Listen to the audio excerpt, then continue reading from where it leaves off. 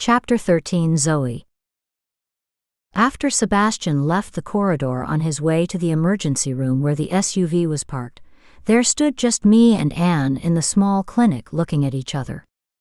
I thought it appropriate to start the conversation, seeing that I was the doctor's wife, and ask for a ride home.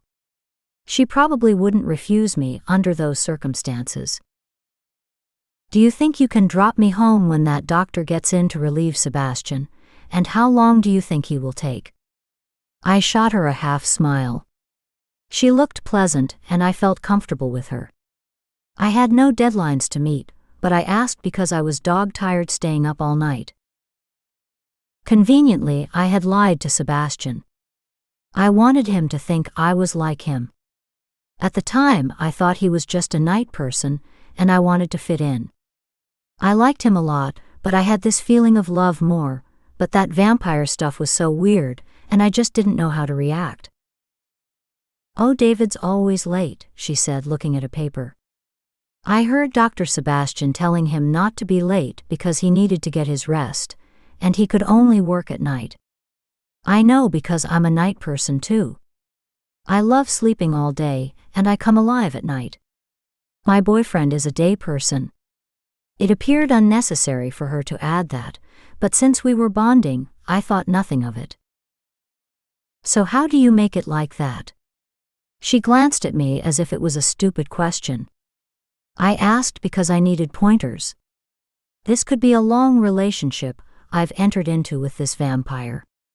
I guess I was getting used to the idea of him being a vampire, because the thoughts of this were getting easier to accept, and it didn't scare me half as much as before. "You have to work together," she said, sharpening pencils and arranging pens in a coffee cup. "You have to complement each other. You do things during the day that he can't do. I do all the shopping, and he does the housework." She glanced up at me. "You seem to be working together." Dr. Sebastian said that the only way he could work here was if he had to be out of here at no later than 6 a.m. I hope he doesn't leave us because of David. "That's his name, David. When he gets here." When I glanced up, waltzing through the door was a handsome young man in his late 20s who didn't look like a patient, and he didn't look like a doctor. He looked more like someone going on a holiday or had just come from a tropical island. He was blonde with a small nose and clear tan skin. When he spotted me and Anne, he gave us the warmest smile. "Two of the most beautiful young women I've seen in years," he said, gawking at me. He had a mysterious smile, and his eyes beamed like two flashlights in the dark. He enjoyed delighting women and complimenting them. "That's because we are the only ones you haven't slept with in this town." He kept staring at me. "Please don't give that beautiful woman the wrong impression of me," he said, holding my hand and never taking his eyes off of me. "She's Dr. Sebastian's wife, and he's already pissed with you." "No one can stay pissed with me. I'll apologize, and it will be over. And I feel truly sorry for you." "What do you mean, David?" I said. "You know my name and I don't know yours." "It's Zoey." "What a beautiful name." "Thanks, but why did you say you felt sorry for me?" "I mean to be married to a workaholic like Sebastian when he has a lovely young wife where he can't snuggle up with her at night in this cold weather." His blue eyes locked on my eyes. Taking my hand from his, I said, "There are more important things to devote yourself to other than sex. As a doctor, nothing can be more important than getting my daily dose of sex." "As a doctor, do you think it's appropriate to talk like that?" "You aren't one of my patients." "But I'm married to the head of this clinic." I wondered why I made a point to say that. "You are a young woman whose husband is a workaholic, and there are no patients in here." "How do you know he's a workaholic?" "Why, Sebastian told me. He says he has to leave here to go to another township to work. I wished he had told me so our lies could match." I was saved by another hunter, brought in with a wound to the leg. "Come," David said. "I need your help." He took my hand and led me through the doors. "What happened to you, Fred?" David asked the man who had wounds to his arms and legs. "Don't know. Went ice fishing, and I'm sitting in my little cabin, and a knock came to the door. I opened it, and before I could blink, a large wolf of some kind grabbed me by the arm and bit into me. Good thing I had on my old goose down, otherwise he would have taken my arm off." David cut through his jacket. "Geez, did you have to do that?" "That's my best coat," Fred said, looking disappointed. David examined him, and I put something on his wound, and David put stitches in the cut. Sewing up the wound, he gave him something to sleep. "You can rest in the back, Fred." David pointed to the room. Then he placed his arm around my waist. I pulled away from him and started walking. "I need to get home." "What for? Sebastian won't be there until later." "I have to catch a ride with Anne." "I can take you home," he said. "Don't you have duty here?" "No one comes here during the day. We have a nurse practitioner for that. We hired only one doctor because we didn't need any. I ran this storefront operation alone for years, with the help of maybe 2 other people, but when Dr. Sebastian came in and said he would be moving here permanently, I said why not." "But don't you have a need for a doctor? From what I saw last night, you need to hire more people." "That's because we've gotten a rash of wolf bites in the area. Before your husband came to this town, it was quiet. Now we're averaging 10 bites and wounds of different degrees on weekends." "There seemed to be quite a bit for a place like this," I said. "All wolf wounds?" "As a matter of fact, I had a few came in with wounds to the neck. Didn't look like a wolf attack, but it will calm down when hunting season is over, and hopefully, I can go back to my vacation. So what do you say?" Glancing at him with a raised eyebrow and tilted head, I had forgotten Anne offered me a ride home. By that time, Anne stuck her head through the door. "I'm leaving now. My replacement is here." "Coming?" Anne had her coat, boots, and mittens on, and her purse slung over her shoulder. "I'm behind you." And I began walking in her direction, with David at my side. "I guess I won't see you again unless you're late. And I don't think working in a hospital is my thing. I'm not too fond of blood." David walked me out to Anne's car. She drove a Jeep and had it all warmed up when I jumped into it, and she took off, leaving David standing ready to start a new conversation. He talks too much and dates all the eligible unmarried women in this town. Everyone knows all about him, but because he's a doctor, they seem to tolerate it. They don't want him to leave. But since we have your husband, the town folks are beginning to tire of David's arrogance and disregard for the men's wives with whom he sleeps with. I bet Sebastian doesn't know his reputation, otherwise he would never let that wolf near you." "Why do you think that?" "Dr. Sebastian looks like the type that nips it in the bud." Anne was full of information. I guess that's all they had to do in a town this small, was mind someone else's business. David's father owned this town, and when he died suddenly, David took over.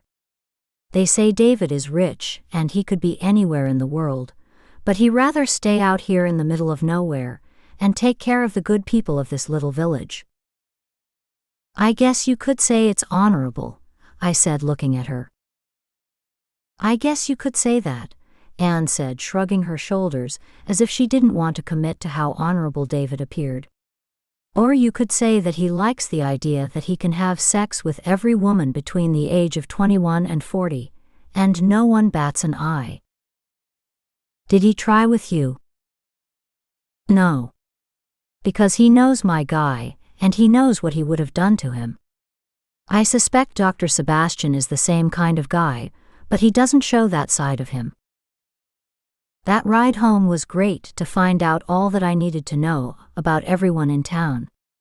Or though I thought I knew everything, I was just beginning to learn something about the town people when she came around the bend and she stopped talking. Chapter 14. Zoey. After giving Anne directions to the house, she turned down a narrow highway with trees darkening the way on each side of the road. I didn't know they built houses out here. I'm as surprised as you, I said, keeping my eyes on the road in case I spotted a deer or werewolf, I thought, shaking my head. Even now, I can't believe it. Isn't it dangerous to be out here alone? I don't think so. Sebastian would never have bought this house if he thought it was a dangerous place to live. We're planning on raising a family. Since she was the town gossip, I gave her a bit of talk to pass around. That would fit into Sebastian's scheme. I guess so. But my boyfriend says these woods have strange creatures running around. Stranger creatures than David? I guess you have a point there, Zoey. Good thing the sun is up. I never want to be out here in the dark. You should talk to Dr. Sebastian about moving into the city. Well, it's not really a city. Not with 1,300 people. But we are close to large cities. Anne glanced my way. We have to take a ride into Vancouver, or maybe go across the border into Seattle for some shopping. You're on, I said, giving out a smile. She continued driving up the driveway until she saw the house sitting on a hill and alone. Oh wow. You're rich. I never thought of myself as being rich. The house was a large prison I wanted no part of. I would rather be in my father's home in Seattle than hiding away in a forest with a vampire. When are you going to invite me over?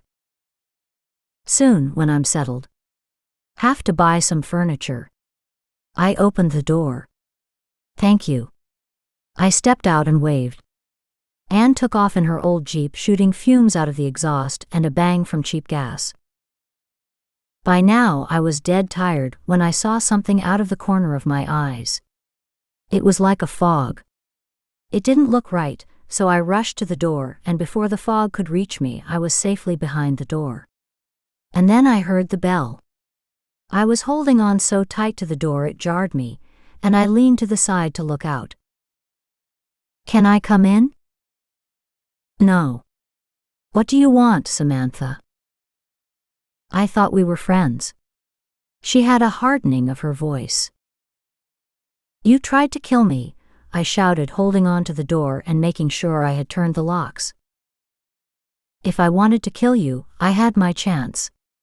I didn't really want to kill you. I just wanted you to suffer a little, because Sebastian loves you and not me. Well, she got that off her chest early. Just open the door and let me in so we can talk. I know Sebastian is sleeping, and he won't wake until tonight. So invite me in, she said, her voice low and impatient. She could charm any man by the sound of that voice. Samantha was in her late 20s or early 30s. A beautiful dark-haired woman with black eyes. How do you know Sebastian? Sebastian promised to marry me and he never did, and then I learned about you. I guessed you were the reason for his betrayal. What did I have to do with him not marrying you? You stood in the way of my happiness. How can he marry you, a witch? Because I'm the only one who could marry him. Do you know who and what he is? Yes. He told me. Then you know you never can be happy with him. Let me in, and we can sit together and come to some understanding. I can explain how you, a human, can never hope to keep him, she said. Only I can do that. Only a witch of my magnitude will be able to hold him. All you will do is get him killed. I thought vampires can't die. They don't die like you.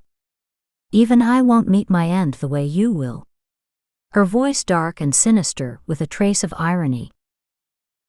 If you are a witch like he says you are, then you figure out how to get in, I said. I had enough of her predicting my death. Besides, I hadn't planned on dying yet, and not by her hands. She began pulling on the door and banging loud and screaming, making a shrill ear-splitting sound with her voice as if she had whistled, and the tone kept getting louder and louder until I couldn't stand it. You're no witch. You're just a disgruntled girlfriend who can't stand to see him with me. If you were, you would find a way to get in here, I taunted her.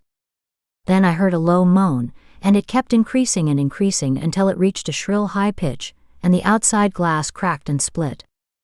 A crack traveled from the top of the window down the front glass. Looking at the bottom of the glass, I saw that the window was double thick. Sebastian must have known this would happen, and that's why he built this house and out here. But how did she find him? I stood riveted behind the iron door, my heart beating loud, unable to move. Trying to catch my breath. What has Sebastian gotten me into? Just let him wake up. I could kill him if he wasn't already dead, I murmured. I sound like an idiot. There's nothing wrong with him that a good psychiatrist can't cure. Just face it, you've found yourself with a nut you happen to love. And a jealous woman is trying to kill you for him. That's all there is, I murmured. Maybe I can get him help, I mumbled. But what about that witch of a bitch, trying to destroy me? If she continues, I'm going to the police. I was determined this time. By now I wasn't tired but wide awake, and her screaming woke me and messed up my body clock. I really needed to get some food I can cook. Not the canned meat and frozen pizzas in the pantry. I would need all my energy to deal with that bitch.